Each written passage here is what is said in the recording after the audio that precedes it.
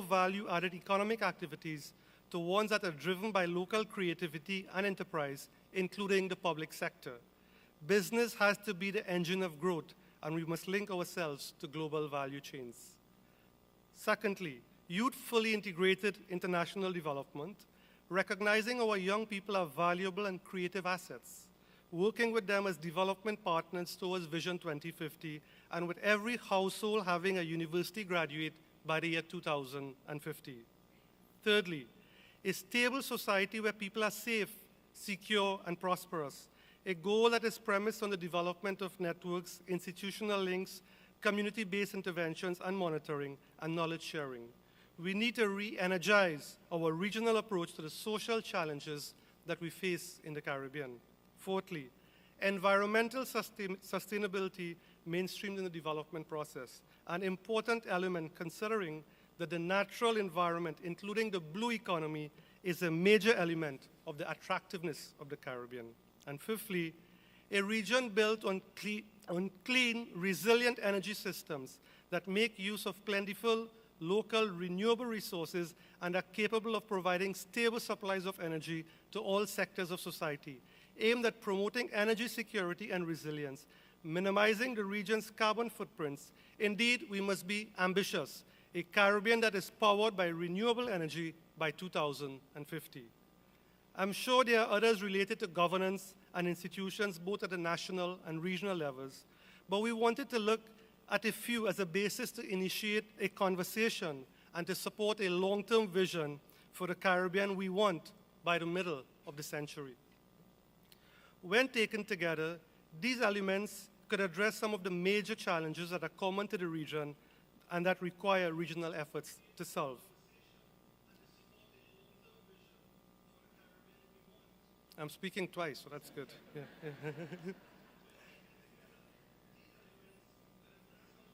The framework offers strategies that will seek to balance the concerns of survivability today and sustainability tomorrow, recapture the potential of the young people across the Caribbean, renew and re-energize the focus on the need to secure the energy requirements of the region, and the need for a truly transformational system of governance that safeguard against corruption, incompetence, and effectiveness. The consultancy team will have the chance to speak about their work, so I would like to focus on just a few policy options, starting with the blue economy. I was in Samoa last September attending the SIDS Global Conference, and we in the Commonwealth fully support the Samoa Pathways and the call made for greater recognition of the vulnerabilities of small states and support for SIDS in building their resilience. However, after listening to all the presentations and thinking about the notion of SIDS, I thought it might be useful to look at some data that can help us think through this issue and perhaps turn the standard assumption on its head. Let us walk through the data for a moment. As we know, Barbados has a land area of 430 square kilometers, but we may not know Barbados has an ocean space of 200,000 square kilometers.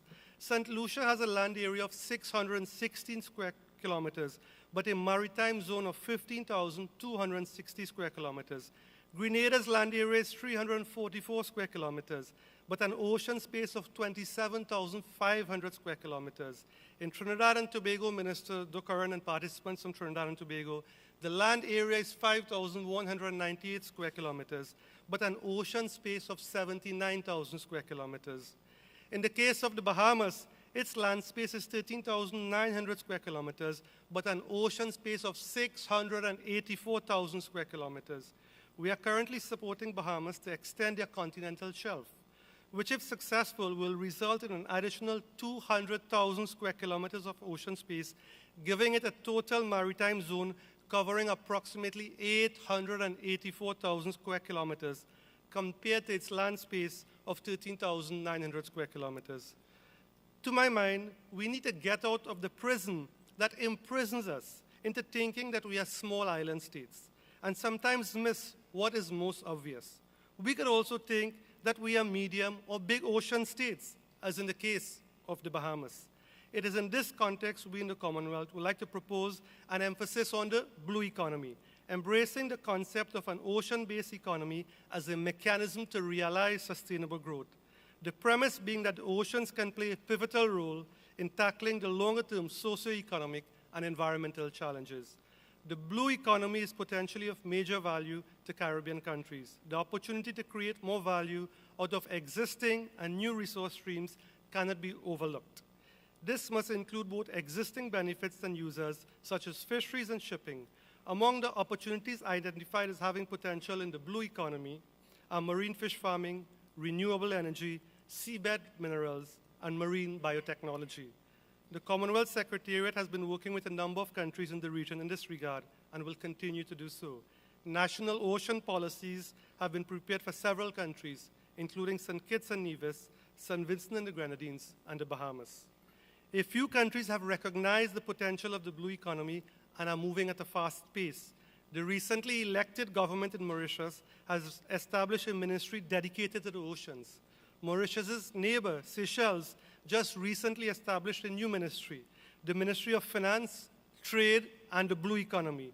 We need to act quickly before yet another opportunity is lost.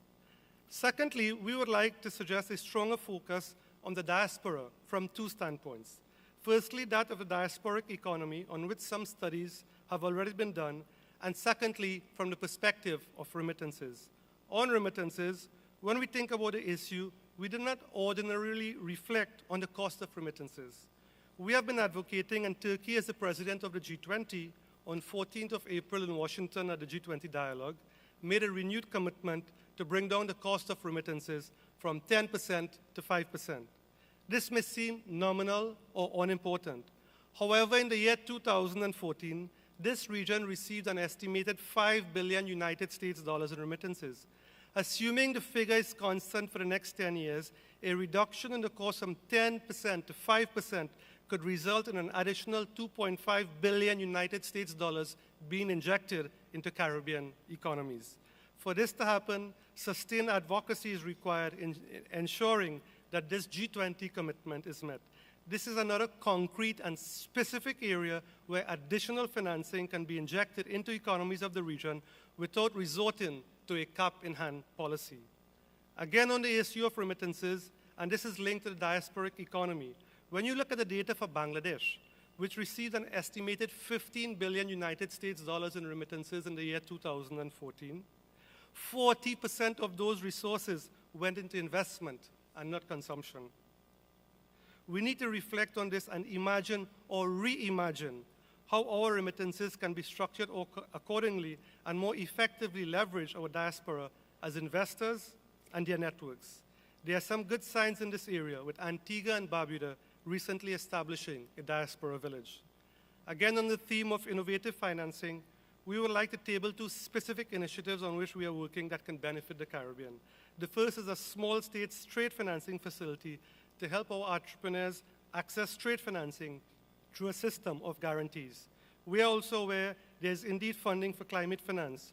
However, oftentimes our jurisdictions do not have the capacities to unlock this financing. Consequently, we are tabling a proposal to establish a climate finance skills hub, which is intended to help countries unlock climate finance in the Caribbean, Pacific, and Africa. Work is underway on these two initiatives, and support will be required from member states to get both approved at our forthcoming Heads of Government meeting in Malta in November of this year. On energy, less than 5% of energy generated is currently renewable, and less than 20% of the private sector is energy efficient in the region. This has to change, and we need to have a towering vision to be 100% reliant on renewables by 2050. There is no other option. For young people, entrepreneurship is a key driver of human capital, unleashing the economic potential of youth and promoting sustainable growth and development. 18% of new and emerging businesses are owned by young people in Latin America and the Caribbean, some distance behind Africa, with 30% youth-owned businesses. The consultancy team will speak to this issue during the dialogue. The evidence collated by the team indicates strong prospects for the region. With the appropriate policy intervention and commitment, we can have a better trajectory. However, only with the right institutional arrangements and leadership. The time for the politics of expedience and convenience has to come to an end. Too much is at stake. To make this a reality, our efforts leading to 2050 must be underpinned by enhanced levels of support from the international community. For small states, international support is required in accessing resources on favorable terms to fund critical infrastructure projects and filling capacity gaps that hamper the ability to cope with emerging economic, social, and environmental issues. This is where organizations like the Commonwealth can play a role in global advocacy. However, this should not take away from the fact that this is our region, and we have to accept both responsibility and ownership in addressing the challenges and finding solutions. I therefore hope that we will use this session to deliberate on these issues and to identify concrete next steps towards implementing targeted solutions. As a Commonwealth, we are committed to supporting the region in the planning for and realizing a vision for the Caribbean we want by 2050, built on resilience. Thank you. Yeah. I was in St. Lucia last March, and Prime Minister Anthony spoke, and he said, I will always remember what he said. He said, us in the Caribbean, we have the capacity to speak that's in inverse relation to our size. So sorry for going on and on. So what we will do, we'll have Winston Moore make a presentation, and immediately thereafter, we want to have a very vibrant and interactive dialogue with members of the audience. Winston? So they told me that I can walk around, so hopefully this would work as we move on. So the DSG did a really great job in terms of introducing this project that we've been working on in terms of building resilience in small states. So it's basically my job to show you some pictures, and hopefully those pictures would facilitate some discussion and cause you to reflect a little bit and think about where we're heading in the Caribbean. We have the context, and I think the DSG mentioned the context, and also the previous presentation that we had by Inder earlier from the IDB was quite good. We have this productivity challenge in the Caribbean. If you look at the productivity numbers in 2010, most Caribbean countries have actually reported productivity numbers that are 0 or below 1%. Yeah? We also have a debt challenge. So debt in the Caribbean has moved from about 50% of GDP in the 1990s to currently around 100% of GDP. We also have a fundamental problem with unemployment. I know we spoke a lot about youth unemployment today, but in some Caribbean countries, 1 in 5 persons are unemployed.